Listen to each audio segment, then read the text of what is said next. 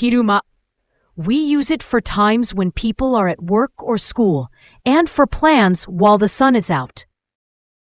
昼間、仕事や学校のある時間や太陽が出ている時の予定の話でよく使います。It is used as a noun and an adverbial time word.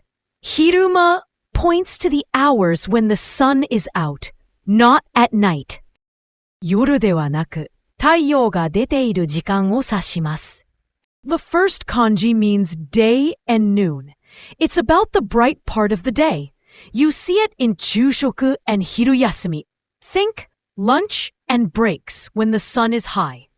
The second kanji means interval or gap.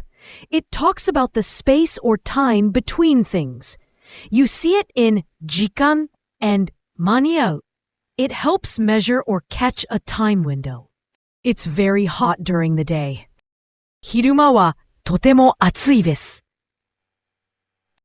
昼間はとても暑いです。Take a walk in the park during the day. 昼間に公園で散歩します。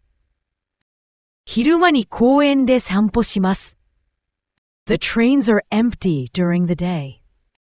昼間の電車は空いています。